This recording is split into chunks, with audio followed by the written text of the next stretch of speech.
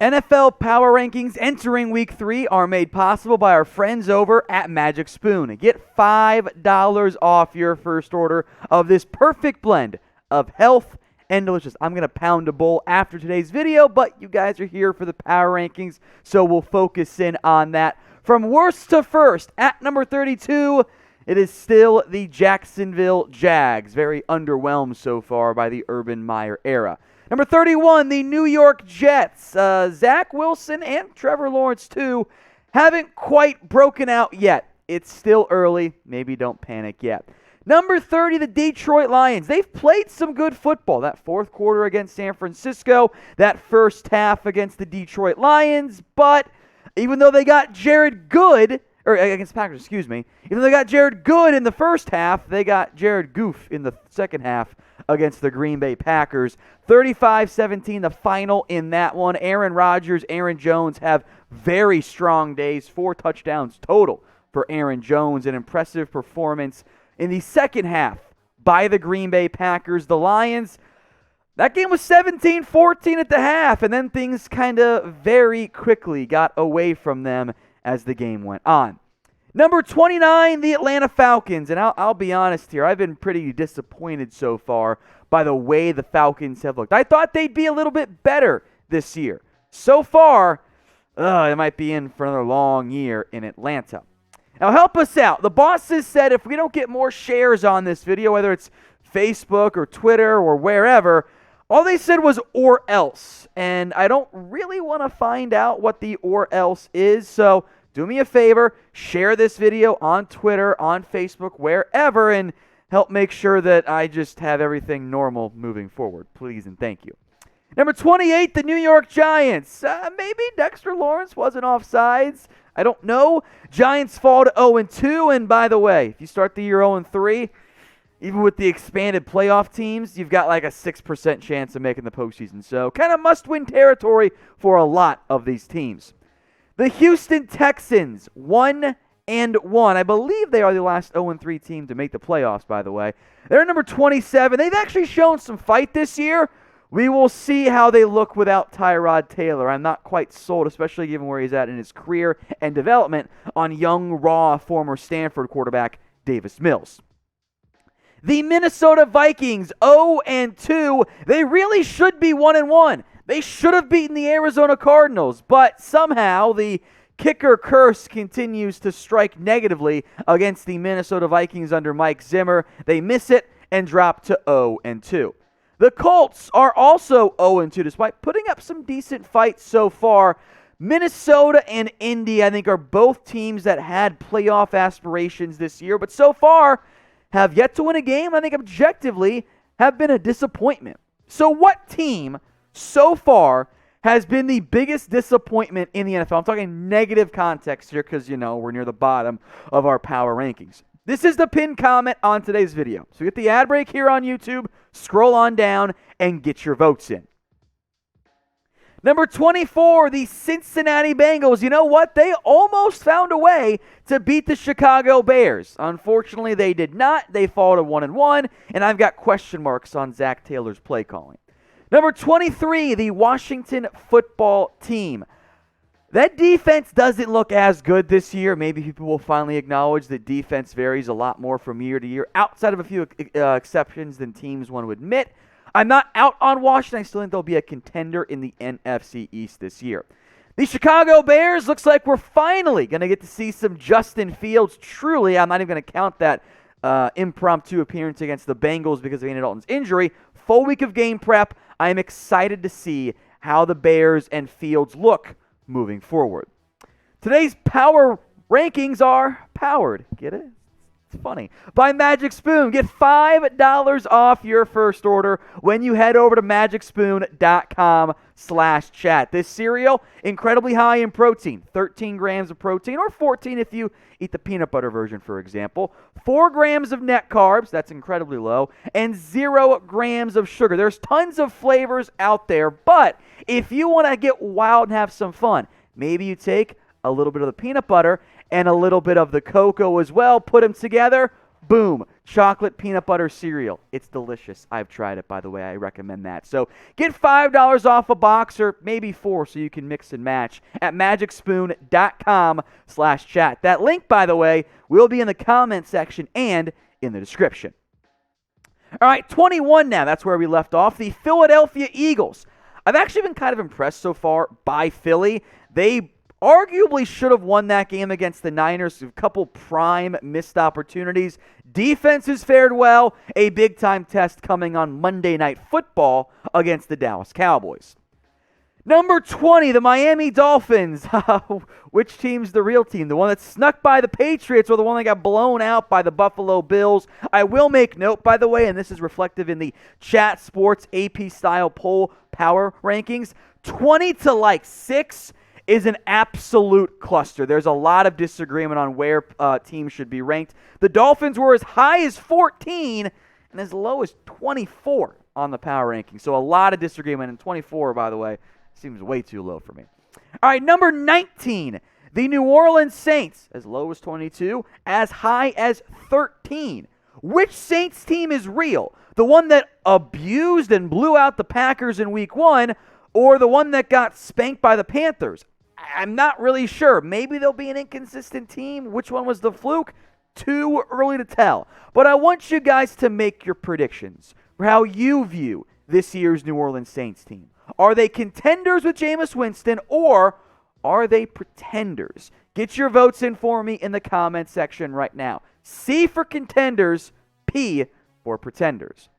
Speaking of P, the Patriots are next up here at number 18. Again, a lot of disagreement. They were as high as 14 in the power rankings here at Chat Sports, but as low as 20 as well. That was actually by me. I like the Patriots. I think they'll be a good football team, but there's a lot of teams in this bucket. Teams that should be playoff contenders, but it's too early to tell who's going to rise and fall as the year goes on. The Chargers check in now at number 17. We had them fairly high last week. Then they lost to the Dallas Cowboys on Sunday in a pretty damn thrilling game, by the way. And it's the Cowboys who check in at number 16, by the way, right in the middle of the pack. Once again, I was tied for lowest on the Cowboys, despite being the host of the Cowboys Report. Producer Sam had them all the way up at number 13. Now for two teams that we really did not agree with here at Chat Sports. I had the next two teams in the top 10 or top 11. The Panthers check in at 15, and the Denver Broncos check in at 14. Two of the only 7 undefeated teams left, but not everybody's buying this squad quite yet. I see them as low as look at the list here in the mid-teens, despite being undefeated. So I am of the mindset that overall we are too low on both these squads because I had them much higher on my list. But I want to hear from you guys too. What team do you think we are too low on right now? Get your votes in for me in the comments section. Another team with massive differences of opinion, the Green Bay Packers. As high as 9, as low as 19. The majority of us have them inside the top 12, but they check in at 13. The Packers have played one good half of football. Blown out by the Saints.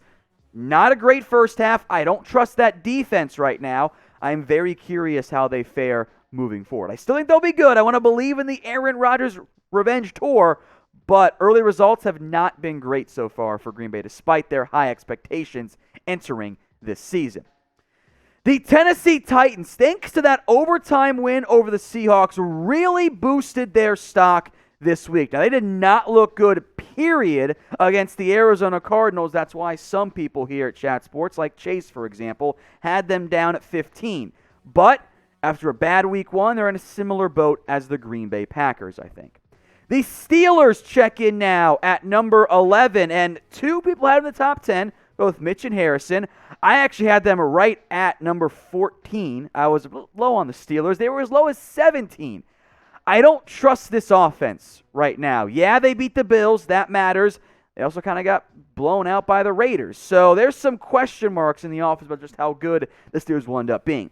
Now, it is early in the season, so these rankings change a lot from week to week. There's a lot of movement and a lot of disagreement in terms of how to value how we thought about a team going into the year versus how they've looked through admittedly a small sample size of just 2 games. So if you want to see how we change each week, hit that big red button and subscribe today.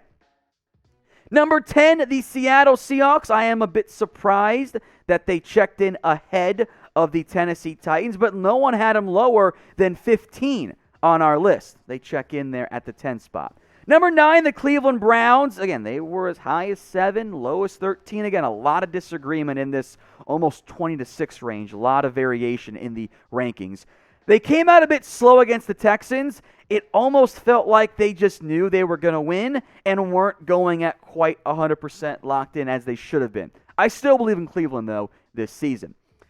The Bills redeemed themselves in a big-time way after a bad loss. Not a bad loss, a tough loss week 1 of the Steelers. They blew out the Miami Dolphins. They were as high as number 4 on the list this week, which I am very much surprised by.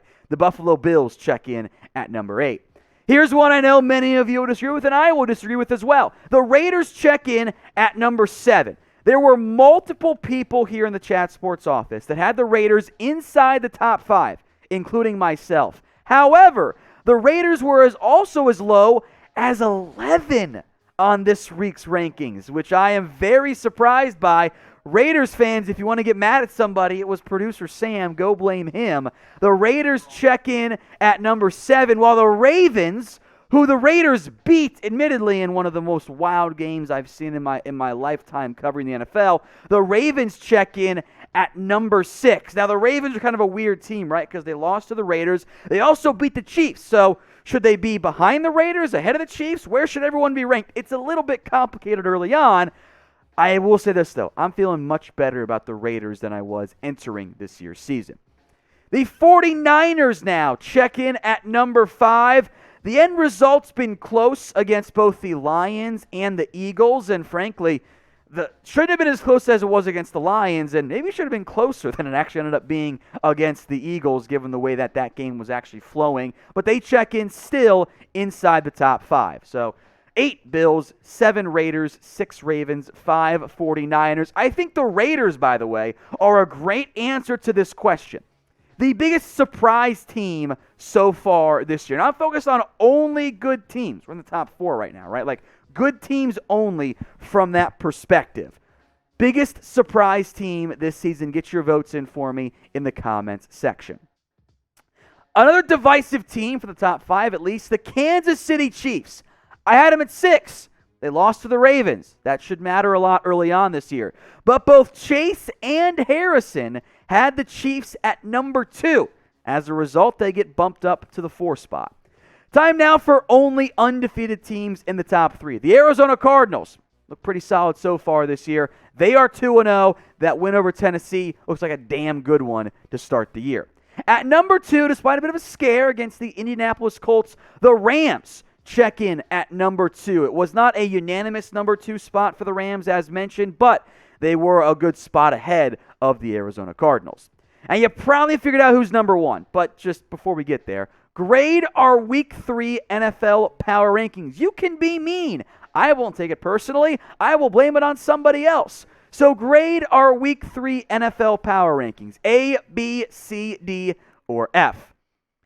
At number 1, and this was unanimous this week and should surprise nobody, the Tampa Bay Buccaneers. Until they lose a game, I have a tough time seeing anyone taking down that top spot from Tampa this season.